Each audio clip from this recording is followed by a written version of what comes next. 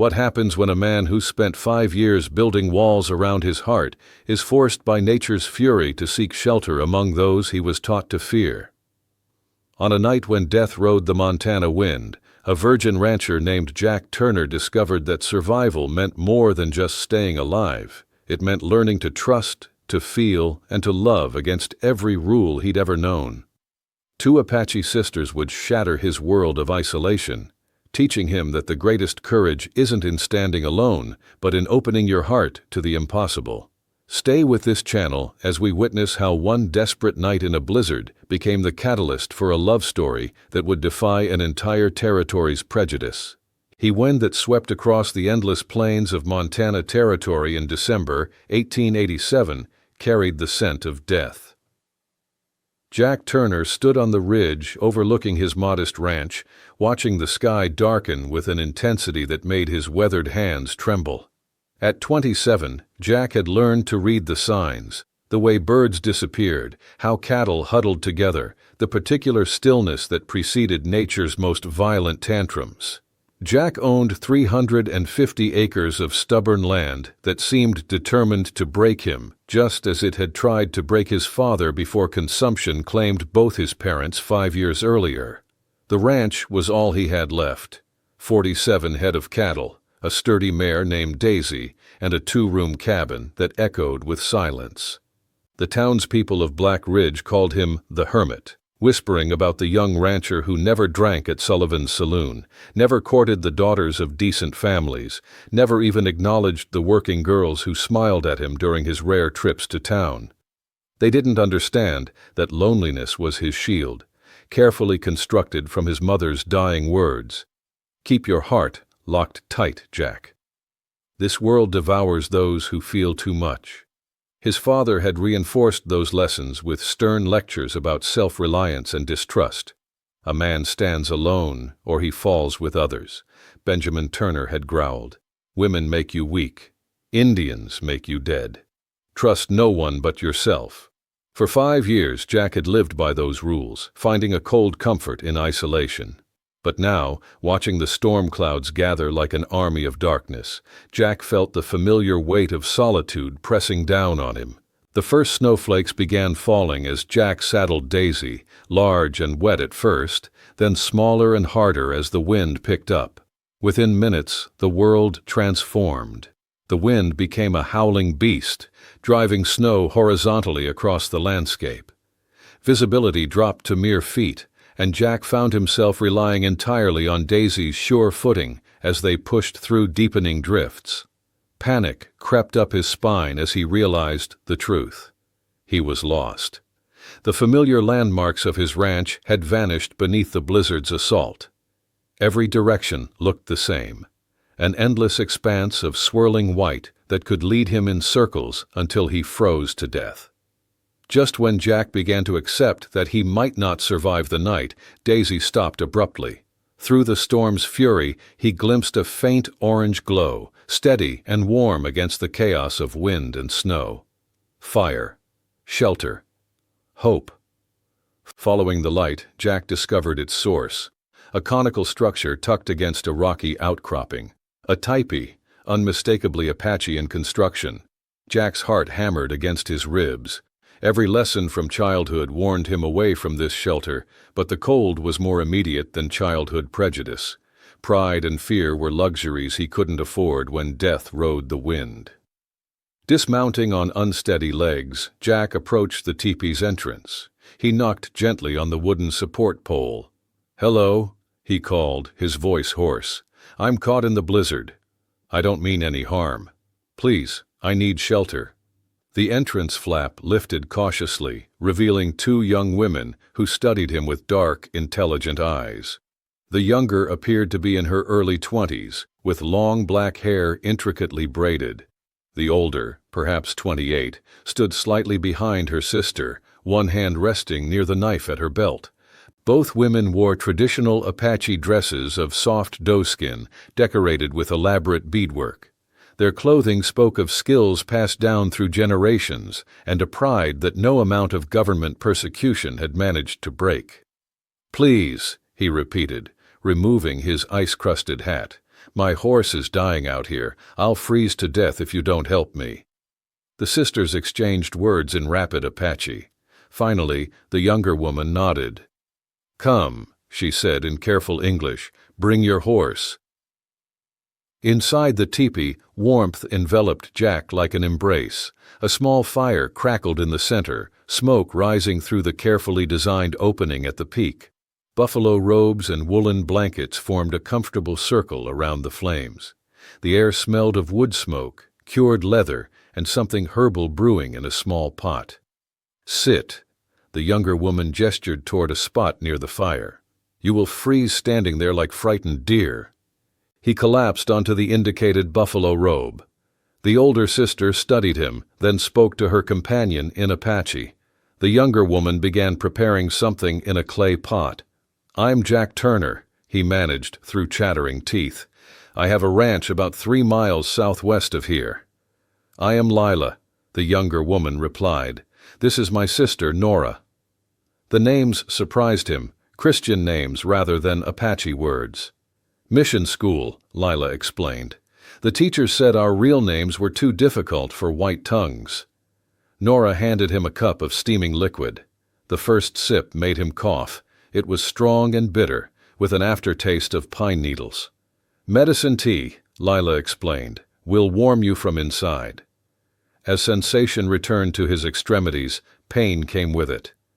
"Pain is good sign," Nora spoke for the first time. "Means no frostbite. Drink more tea." They moved around him with quiet efficiency, hanging his wet coat near the fire, offering him a blanket. Their kindness bewildered Jack. Everything he'd been taught said Indians were cruel, treacherous, not to be trusted. Yet these two women were treating him with more genuine care than he'd received from anyone since his mother's death. "Why?" he asked suddenly. "Why help me?" Lila sat across from him, her face serious in the firelight. "Storm does not ask if you are white or Apache before it kills. Cold freezes all flesh the same. We know what it means to need shelter." As the storm raged outside, Jack found himself relaxing for the first time in years. The medicine tea spread warmth through his chest and limbs, while the fire's glow created a bubble of safety in the storm's chaos. "You live here year-round?" he asked. "We move with the seasons," Nora replied. "This winter, we stay here because soldiers took our men to reservation. We chose different path." Jack understood. They were fugitives, living outside government boundaries, surviving on their own terms. He should report them, but looking at their faces in the firelight, seeing their maintained dignity despite everything taken from them, he knew he wouldn't. Jack found himself talking, really talking, for the first time in years. He told them about his parents' deaths, about the loneliness that had settled over his ranch like permanent winter, about the endless cycle of work that provided survival but not meaning. They shared pieces of their own story. Their father killed at Sand Creek, their mother dead from pneumonia, their brothers captured and forced to schools designed to destroy their culture. "So we chose to remember," Lila said quietly, "to keep our ways alive even if we must hide." "You have no woman?" Nora asked eventually. "No children waiting?" Heat rose to Jack's face. "No, I keep to myself mostly." Lila studied him with penetrating dark eyes.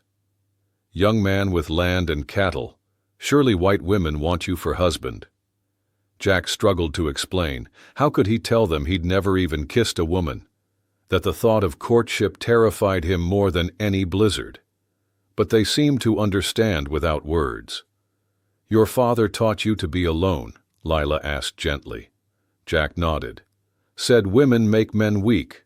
Said attachments lead to suffering." "Attachments can bring suffering," Nora agreed, "but they also bring strength. Apache know this. We are strong because we are together, not because we stand apart." Her words challenged everything Jack had been taught. Sitting in their warm shelter, experiencing their kindness despite the potential threat to their safety, he began questioning his father's lessons for the first time. As the night deepened, Jack realized something fundamental had shifted inside him. For the first time since his parents' deaths, he didn't feel completely alone. These two women had shown him more genuine human warmth than he'd experienced in 5 years of solitary living. "Thank you," he said quietly, "for treating me like someone worth saving." Lila smiled, transforming her face from merely pretty to radiant. "A virgin rancher took shelter with 2 Apache sisters," she said, eyes dancing with mischief. "Tonight will change him forever." Jack nearly choked on his tea. "How did you—" Nora laughed like silver bells in the wind. "We have eyes to see." Man who has never known woman's touch. It shows in how he moves, how he speaks. "Nothing shameful in it," Lila added. "Some men touch many women but never truly feel. Better to wait for feeling than to waste heart on empty coupling." Jack felt simultaneously exposed and accepted, his deepest shame transformed into something almost admirable by their perspective. When morning came, the world outside had been transformed by snow. The storm had passed, leaving behind crystalline silence. Lila was already awake, working on intricate beadwork. "Storm is finished," she said, offering him a smile that made his heart race. "You can return to your ranch now." The words should have filled him with relief, but instead, Jack felt reluctant to leave. Nora prepared venison stew for breakfast, and they shared the meal in comfortable companionship. As he prepared to leave, Lila approached with a small parfleche decorated with beadwork. "Medicine herbs," she explained. "Instructions inside, written in English." I can't repay this kindness," Jack said, hands trembling slightly. "Kindness needs no repayment," Nora said. "But if you wish to help, we need supplies sometimes. Salt, coffee, ammunition. Hard to get without going to towns where people ask questions." "I could bring things," Jack offered eagerly. "Whatever you need." He realized what he was offering. Regular contact with fugitive Apaches could destroy his reputation, maybe get him arrested. But looking at their faces, he didn't care about consequences. "I'll come back," he promised. "Tomorrow, if the trails are passable." As Jack rode away, he felt as if he were leaving part of himself behind. His ranch, when he reached it, looked smaller and emptier than ever. The familiar routines felt hollow after the warmth of shared company. His cabin seemed like a prison, its silence pressing down like a weight. That evening, eating beans and hardtack alone, Jack made a decision that would have horrified his father. Tomorrow he would return to the hidden camp, not just to repay their kindness, but because for the first time in 5 years, he had somewhere he wanted to be. The next morning, Jack loaded his pack horse with coffee, salt, flour, sugar, ammunition, blankets, and medical supplies.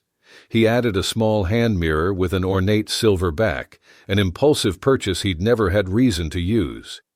He found them beside their morning fire, Lila working on moccasins while Nora cleaned a rabbit.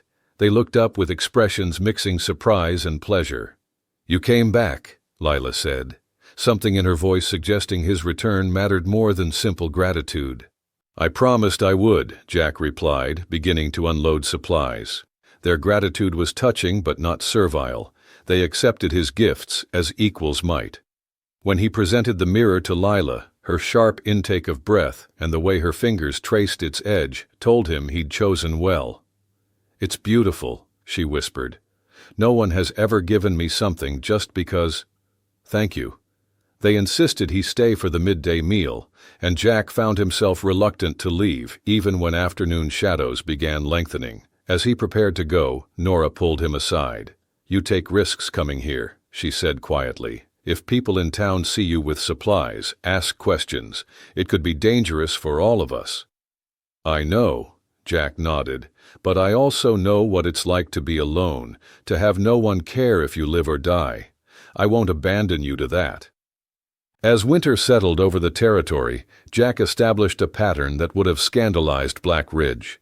3 times a week, he found reasons to ride toward the hidden camp. He brought supplies, but more than that, he brought eager interest in their knowledge and stories. Lila taught him to identify medicinal plants, showing him herbs that could treat fever, heal wounds, ease pain. Her knowledge was vast and practical, passed down through generations. Nora included him in hunting expeditions, teaching tracking techniques he'd never learned from white hunters. In return, Jack shared his ranching knowledge and brought newspapers, translating articles about territorial politics that might affect their safety.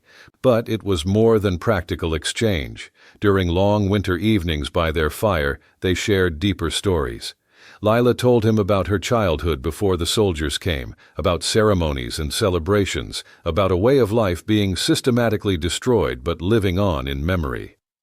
Jack found himself speaking about things he'd never told another soul: his fear of intimacy, his crushing loneliness, his desperate need for connection warring with terror of being hurt. "Your father's lessons came from fear," Lila said one evening. "Fear can keep you alive, but it can't make you live." "How do you know the difference?" Jack asked. "Look inside," she said simply. "Are you more afraid of dying or of never having truly lived?" As weeks passed, Jack realized he was falling in love, not just with Lila, though her growing importance in his thoughts made that clear, but with the possibility of a different kind of life based on connection rather than isolation. The change in him didn't go unnoticed in Black Ridge. Some were pleased to see the hermit rancher finally coming out of his shell. Others were suspicious of any change that couldn't be easily explained. The confrontation came on a February morning when Jack was loading supplies. Dobbs Peterson approached with 2 hired hands. "Turner," Dobbs said loudly, "been meaning to ask about smoke my boys saw during that big storm. Strange smoke. Looked like it was coming from the wrong place." Jack kept his voice level. "Lots of things make smoke, Dobbs." "Could have been," Dobbs agreed. "But Jimmy thinks he saw Indian tracks too, leading toward that outcrop on your boundary." The store had gone quiet. Jack felt the weight of attention like physical pressure. "Indians pass through all the time," Jack said mildly. "It's open country." "A man's supposed to report hostile sign," Dobbs said. "It's his duty." Jack turned to face him fully. "I haven't seen any hostiles, Dobbs. I've seen people trying to survive the winter, same as all of us." The distinction wasn't lost on anyone. Dobbs's ugly smile showed he understood the challenge. "That's interesting, Turner." "Real interesting." Jack finished his purchases and left, knowing his secret was no longer safe. He rode hard for the camp, finding Lila and Nora already packing. "How much time?" Nora asked. "I don't know. Maybe hours, Dobbs. Peterson suspects something." "You should not have come," Lila said. "If they follow you." "They won't." "I was careful. But you need to move." Looking at their faces, Nora's stoic acceptance, Lila's exhaustion, Jack made another decision that would have horrified his father. "There's a line shack on my eastern boundary," he said. "Hasn't been used in years, tucked in the timber where nobody goes." The sisters exchanged their meaningful look, weighing options. Finally, Nora nodded. "Show us." The line shack sat in a clearing surrounded by dense pines, its log walls weathered but sturdy. "It's not much," Jack said, suddenly self-conscious. "It's perfect," Lila said, examining the structure. "Better than anything we've had in months." They spent the day moving camp, erasing all traces of their presence at the rocky outcrop. As evening settled, they sat around the fireplace sharing another meal. The domesticity struck Jack powerfully. This was what family felt like. "Will you stay?" Lila asked as the fire burned low. The question carried weight beyond simple hospitality. "Tonight," he said. "Tomorrow I should return, maintain normal routines, but I'll come back as often as I can." What followed sustained them through remaining winter months. Jack would tend his ranch for 2 or 3 days, then ride to the line shack with supplies and news. He learned to vary routes, time visits unpredictably, create believable explanations for absences. The growing intimacy between Jack and Lila was impossible to ignore. It developed slowly, built on shared experiences and deepening trust rather than mere physical attraction. Jack had never experienced anything like the way his heart raced when she smiled, the way her presence made even mundane tasks meaningful. One evening in March, as they sat by the fire after Nora had tactfully gone to check snares, Lila reached across the space between them and took Jack's hand. "I have never felt like this," she said quietly. "With my people, marriages are arranged by families. But with you—" "I know," Jack said, voice rough with emotion. "I never understood what people meant when they talked about love. But this feels like strength, like being more myself than I've ever been." Their first kiss was gentle, hesitant, full of wonder. When they separated, both were breathing hard, tears on Lila's cheeks. "We can't," she whispered. "The world won't allow it." "Then we make our own world," Jack said with sudden fierce determination. Spring brought new challenges. Jack's neighbors asked pointed questions about his frequent absences, his improved supplies, his better spirits. The crisis came in early April when Jack arrived to find the sisters packing desperately. "Soldiers," Nora said. "Patrol passed yesterday, asking questions. They know someone is here." "There's another way," Jack said, his mind racing. "Legal adoption that would make you my sisters under territorial law. It's a legal fiction, but one that might work." The ride to Black Ridge was tense, but Ruth Miller surprised Jack by supporting the idea and knowing a lawyer in Helena who specialized in unusual cases. Marcus Whitman studied the adoption papers with growing interest. "Highly irregular," he murmured, "but not illegal." This could work. The hearing was held with Judge Harold Fairweather presiding. The elderly jurist looked uncomfortable, but couldn't find legal grounds to refuse.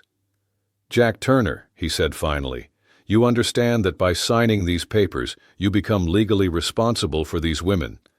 "I understand, Your Honor." "And you consent to this adoption?" "We consent," they said in unison. "Then this adoption is hereby approved. May God have mercy on your souls."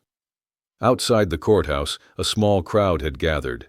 Jack heard whispers, saw stares, felt the weight of crossing a line from which there was no return. Ruth Miller's voice carried clear, "Well, I'd best bake a cake." Not every day a man gains two sisters. The celebration that evening included unlikely allies: Ruth Miller, Jorge Mendez the horse trader, Mrs. Chen from the laundry, and Jim Henderson, the most respected rancher in the valley. To family, Jim raised his glass. Chosen by heart, not just blood. Over following weeks, consequences played out predictably. Some businesses refused to serve Jack, but others welcomed his money. Old friendships died, but new ones formed with people who valued courage over convention. The test of commitment came in late May when Dobbs Peterson arrived with 3 armed men, claiming to conduct a citizen's inspection. "We know what you're harboring, Turner," Dobbs announced. Jack stepped onto his porch, rifle ready. "You're trespassing, Dobbs."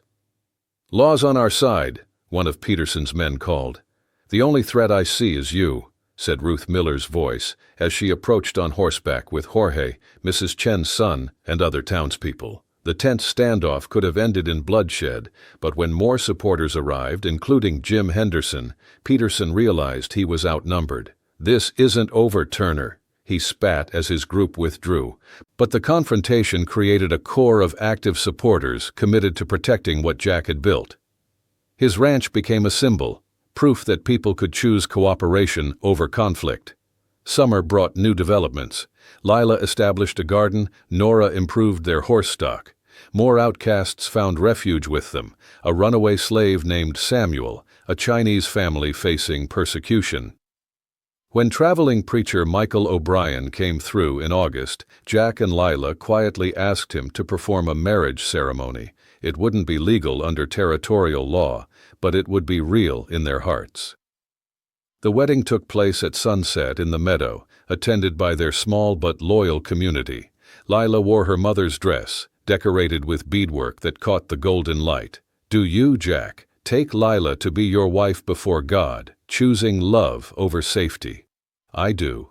"Do you, Lila, take Jack to be your husband?" I do. Then I pronounce you husband and wife in the eyes of heaven. What God has joined, let no earthly law tear asunder. As they kissed and friends cheered, Jack felt the transformation that had begun on a desperate winter night reach completion. The seasons turned. Lila's pregnancy filled Jack with wonder and terror. The birth of their son James proved that love could literally create new life. Their unusual family attracted territorial attention, but the legal adoption papers protected them. As Montana moved towards statehood, their ranch became a symbol of the territory's potential, a place where different peoples could coexist and prosper. They established a school where children of all backgrounds learned together. Threats never entirely disappeared, but there were always more who chose hope over fear. Their community grew steadily, attracting families who shared their values of tolerance and mutual support. On a clear autumn evening, as Jack sat watching his son play while Lila and Nora prepared dinner, he reflected on the journey that had brought him here. "Do you ever regret it?" Lila asked, joining him. "The simple life you could have had?"